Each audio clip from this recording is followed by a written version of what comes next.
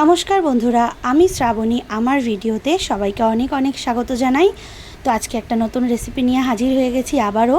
এটা হচ্ছে চিকেন। আমি ছোট ছোট টুকরো করে নিয়েছি আর ভালো করে ধুয়ে এতে লেবু, নুন আর গোলমরিচের গুঁড়ো মাখিয়ে কিন্তু এটা ম্যারিনেশনের জন্য রেখে দেবো। এই যে, তাহলে বুঝতেই পারছেন আজকে আমি কী রেসিপি বানাতে যাচ্ছি। তো এই রেসিপিটা বানাতে যা যা লাগে সেগুলো কিন্তু আমি এখানে নিয়ে নিয়েছি। পেঁয়াজ কুচিয়ে নিয়েছি, কাঁচা লঙ্কা কুচিয়ে নিয়েছি, আর এখানে রসুন থেতো করে নিয়েছি, আর এখানে একটু আদা গ্রেট করে নিয়েছি, আর এই যে ধনে পাতাটা কিন্তু কুচিয়ে আমি জলে ভিজিয়ে রেখেছি। আর এখানে গুঁড়ো মশলা কিছু নিয়েছি, সেটা ধনে গুঁড়ো, জিরে গুঁড়ো, লঙ্কা গুঁড়ো, হলুদ গুঁড়ো।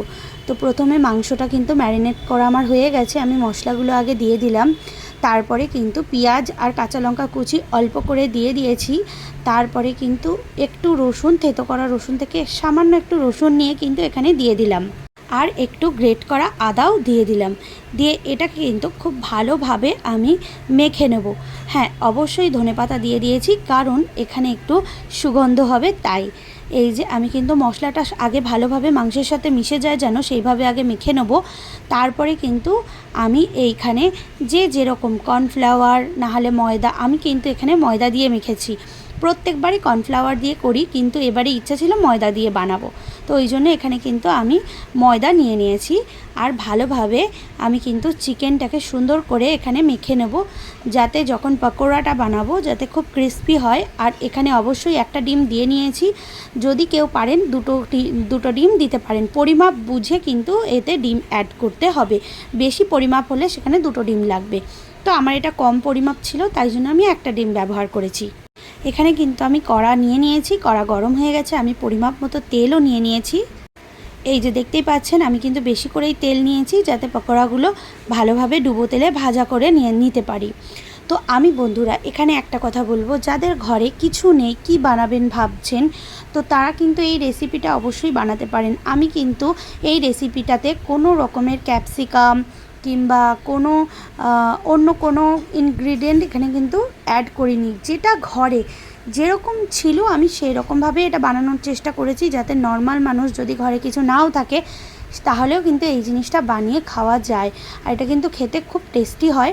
তো প্রথম ব্যাচ কিন্তু আমার ভাজা হয়ে গেছে। এই যে প্লেটে যে কটা দেখছেন ভাজার পর, কিন্তু বন্ধুরা একটাও ছিল না, কারণ আমার মেয়ে, আমার ছোটো মেয়ে, আমার মা আর আমি, ইনক্লুডিং আমি, সবাই মিলে খেয়ে নিয়েছিলাম। যাই হোক, আমি কিন্তু এখানে সস নিয়ে নিয়েছি, টমেটো সস, আর একটু নিয়েছি সয়া সস।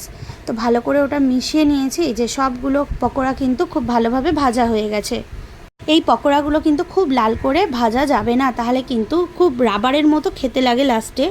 তো যাই হোক, আমি কিন্তু ওই পকোড়া ভাজা তেলের মধ্যেই পেঁয়াজ কুচি আর লঙ্কা কুচি দিয়ে খুব ভালোভাবে কিন্তু মিশিয়ে নিচ্ছি।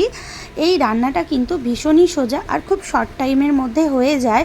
যদি কারোর ঘরে চপার থাকে, তারা কিন্তু এই চপার মেশিনে সবগুলো মানে পেঁয়াজ, কাঁচা লঙ্কা, আদা, রসুন সব কুচিয়ে ওর মধ্যে দিয়ে দেবেন। আর চপার মেশিনটা চালিয়ে চপ করে নিলে তাহলে কিন্তু খুব তাড়াতাড়ি হয়ে যায়। আমার চপার মেশিনটা খারাপ হয়ে গেছে, সেই জন্য কিন্তু আমি এইভাবে দেখাচ্ছি, থেতো করে, মানে রসুনটা আমি কিন্তু থেতো করে নিয়েছিলাম। এই যে খুব ভালোভাবে কিন্তু এটা লাল লাল করে ভাজা হয়ে গেছে, দেখতেই পাচ্ছেন। আমি কিন্তু এবার পকোড়াগুলো এখানে অ্যাড করে দিলাম, দিয়ে আবারও এটাকে খুব ভালোভাবে কিন্তু মিশিয়ে নেব। প্রত্যেক দিন একই রান্না করে করে খুব বোর হয়ে যায়, সেই জন্য ভাবলাম আজকে রুটির সাথে চিলি চিকেন খাওয়া যাক, সেই জন্যই এই আইডিয়াটা বানানো। তো এই যে আমি কিন্তু ওটা নাড়িয়ে চাড়িয়ে সসগুলো এবারে ওপর থেকে ঢেলে দিলাম, দিয়ে আবারও খুব ভালোভাবে কিন্তু মিশিয়ে নেব। কে কে এইভাবে রান্না করেছেন আমাকে কিন্তু অবশ্যই জানাবেন। আমি কিন্তু অনেক সময় ঘরে অনেক কিছু না থাকলে আমি এইভাবেই রান্না করি, কারণ এতে কিন্তু ক্যাপসিকামও অ্যাড করা যায়। ক্যাপসিকামের বদলে কিন্তু আমি এখানে কাঁচা লঙ্কা অ্যাড করেছি, যাতে ক্যাপসিকামের মতো গন্ধটা আসে। আর অবশ্যই ধনেপাতা যদি কেউ অ্যাড করেন, ভীষণই ভালো একটা ফ্লেভার আসে। সেই জন্য কিন্তু ধনেপাতা দেওয়ার চেষ্টাটা করবেন। যদি ঘরে না থাকে সেটা আলাদা ব্যাপার। যাই হোক, আমি কিন্তু এখানে মগ ধোয়া জলটা একটু দিয়ে দিলাম, যাতে যেখানে সসগুলো সব লেগেছিল যাতে সব ক্লিয়ার হয়ে যায়। আর এখানে কিন্তু আমি কর্নফ্লাওয়ার গুলে রেখেছিলাম, লাস্টে কিন্তু সেটা অ্যাড করলাম।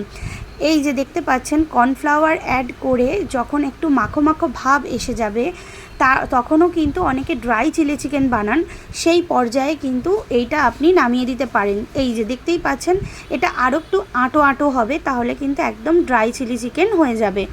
তো কেউ এইভাবে ড্রাই চিলি চিকেন বানিয়েও খেতে পারেন। আর যদি মনে করেন যে না আমি রুটি দিয়ে খাবো বা পরোটা দিয়ে খাবো বা ভাত দিয়ে খাবো কিংবা রাইস দিয়ে খাবো, তখন কিন্তু একটু গ্রেভি না হলে চলে না। তো আমি কিন্তু টেস্ট ব্যালেন্স করার জন্য সামান্য একটু চিনি দিয়ে এতে কিন্তু ভালোভাবে নেড়ে চেড়ে নিয়েছি। চিনিটা দিলে এর টেস্ট কিন্তু অনেকটাই ইনহ্যান্স হয়ে যায়, সেই জন্যই আমি কিন্তু চিনিটা অ্যাড করেছি। তো এটা খুব ভালোভাবে নাড়িয়ে চাড়িয়ে নিচ্ছি। এর ওপর থেকে কিন্তু এবারে আমি ধনেপাতা কুচিগুলো দিয়ে দেবো, দিয়ে খুব সুন্দরভাবে এটাকে মিশিয়ে নেব, নিয়ে কিন্তু নামিয়ে নেব।